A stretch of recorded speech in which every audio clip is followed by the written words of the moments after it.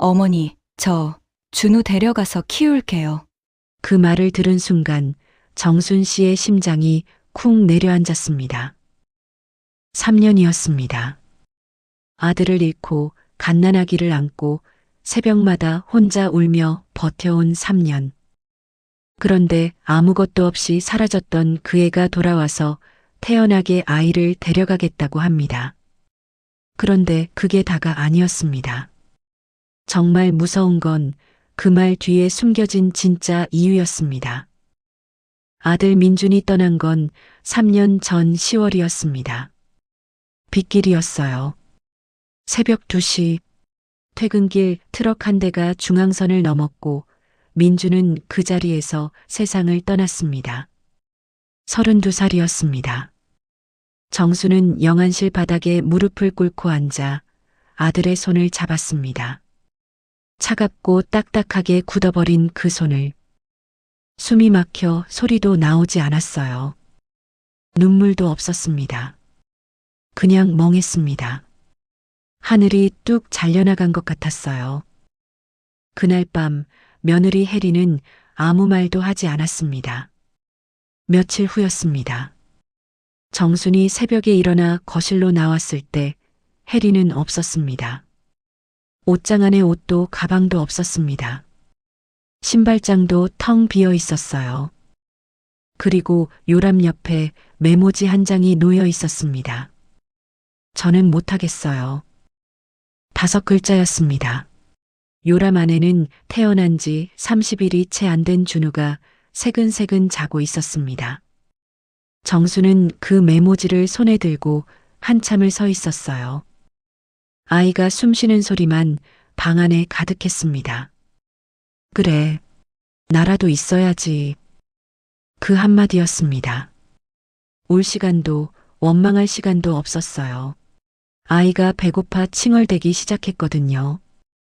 정수는 그렇게 할머니이자 엄마가 되었습니다. 분유를 타고 기저귀를 갈고 새벽 2시에 일어나 아이를 안고 거실을 걷는 일이 매일 반복됐어요. 허리가 끊어질 것 같았습니다. 아들 죽고 사위처럼 곁에 있던 이웃 한 명이 말했습니다. 아이를 입양 보내시는 게 낫지 않겠어요? 현실적으로 생각해 보시죠. 정수는 그 말에 대답하지 않았어요.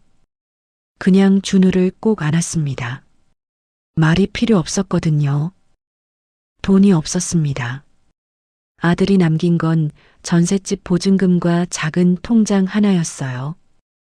그 돈으로 1년을 버티다가 정수는 작은 도시락 가게를 열었습니다. 처음엔 준우를 등에 업고 새벽에 반찬을 만들었습니다. 손이 터졌습니다. 겨울 새벽마다 찬물에 손을 담그다 보니 손마디마다 갈라져 피가 맺혔어요. 그래도 멈추지 않았습니다. 준우가 어린이집에 다닐 수 있도록, 한 끼라도 따뜻하게 먹을 수 있도록. 그렇게 3년이 쌓였습니다. 가게는 서서히 입소문이 났습니다. 반찬 맛이 좋다고, 사장님이 정이 많다고. 단골이 생겼고 배달 주문도 들어왔습니다. 가난하지만 괜찮았어요. 고단하지만 충분했습니다. 저녁마다 준우가 할머니 하고 달려오면 그것만으로도 하루가 채워졌습니다. 준우는 무럭무럭 자랐습니다. 3살이 된 아이는 고사리 같은 손으로 할머니 앞치마를 잡고 졸졸 따라다녔어요. 웃음이 민준이를 닮았습니다. 눈웃음이 꼭 그 애 같았어요. 그 생각이 들 때마다 정수는 돌아서서 눈을 꾹 눌렀습니다. 가을이 깊어지던 어느 오후였습니다. 가게 문이 열리는 소리가 났고 정수는 고개를 들었습니다. 순간 손에 들고 있던 국자를 거의 놓칠 뻔했어요. 혜린이었습니다. 3년 만이었습니다. 마르고 초췌했습니다. 한때 단아하던 얼굴에 피로가 겹겹이 쌓여 있었고 입술은 바짝 말라 있었어요. 눈이 마주쳤습니다. 어머니. 그 목소리가 떨렸습니다. 혜린의 눈에서 눈물이 흘렀습니다. 정수는 아무 말도 하지 않았습니다. 한참을 그냥 보고만 있었어요. 그 눈물이 진심인지 아니면 계산인지. 3년을 살아내면서 생긴 감각이 뭔가를 느꼈지만 확신할 수가 없었습니다. 그날 저녁 혜리는 정순의 집 거실에 앉아 고개를 숙였습니다. 잘못했어요. 제가 도망쳤어요. 그때 저는 정말 아무것도 할 수 없었어요. 그런데 이제는 어머니가 너무 힘드실 것 같아서요. 정수는 조용히 차를 내왔습니다. 며칠만 있거라. 그 이상도 이하도 아니었어요. 문을 닫는 것도 완전히 여는 것도 아니었습니다. 정수는 그냥 지켜보기로 했습니다. 혜리는 처음 며칠은 조용했습니다. 아침에 일찍 일어나 설거지를 했고 저녁엔 가게 마감을 도왔어요. 군말 없이 움직였고 무리한 요구도 하지 않았습니다. 문제는 준우였습니다. 혜린이 다가가면 준우는 슬그머니 뒤로 물러섰어요. 장난감을 내밀어도 받지 않았고 웃어도 웃지 않았습니다. 그냥 말똥말똥 쳐다보다가 할머니 뒤로 숨었어요. 할머니, 저 아줌마 누구야? 준우가 속삭였습니다. 혜린이 듣지 못하게 작은 목소리로요. 어른이야. 그냥 인사해. 정순이 짧게 대답했습니다. 혜린의 표정이 잠깐 흔들렸습니다. 보였어요, 그 흔들림이. 하지만 정수는 모른 척했습니다. 일주일이 지날 무렵이었습니다. 혜린이 차를 마시다 말고 천천히 운을 뗐습니다. 어머니, 저도 이제 좀 안정됐어요. 일자리도 알아보고 있고요. 준우를 제가 데려가서 키우면 어떨까요? 어머니도 이제 쉬셔야죠. 나이도 있으신데. 정수는 찻잔을 내려놓았습니다. 한 박자 쉬었습니다. 생각해 볼게. 그 이상은 말하지 않았습니다. 어쩌면 나이든 할머니보단 젊은 제 엄마 품에서 자라는 게 준우에게 나을 수도 있겠지. 하지만 가슴 안쪽에서 뭔가 서늘한 것이 지나갔어요. 다음 날 새벽이었습니다. 정순이 가게 준비를 위해 주방에 있을 때 혜린의 방에서 목소리가 새어나왔어요. 통화 중이었습니다. 문이 완전히 닫히지 않은 상태였습니다. 응, 형부. 왔어. 아직 눈치는 못 챈 것 같아. 정순의 손이 멈췄습니다. 보험금 있잖아. 민준이 이름으로 든 거. 아직 수령이 안 됐더라고. 내가 법적 배우자니까 청구할 수 있어. 근데 문제가 친권이야. 일단 애 데려와야 청구가 쉬워진다고 변호사가 그러더라고. 정수는 숨을 참았습니다. 손이 떨렸습니다. 국자 손잡이가 손바닥에 파고들었어요. 심장이 빠르게 뛰었지만 소리를 내지 않았습니다. 응, 할머니가 뭘 알겠어. 그냥 정이 든 거지. 법은 법이잖아. 빨리 끝내야 해. 전화가 끊겼습니다. 정수는 거기 서서 한동안 움직이지 않았어요.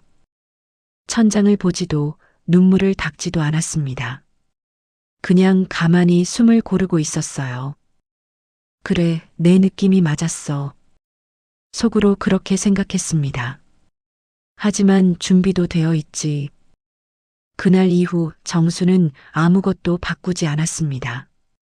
평소처럼 밥을 했고, 평소처럼 웃었고, 평소처럼 준우를 어린이집에 데려다 줬습니다. 혜린이 눈치를 채지 못하도록 아무것도 변하지 않은 것처럼.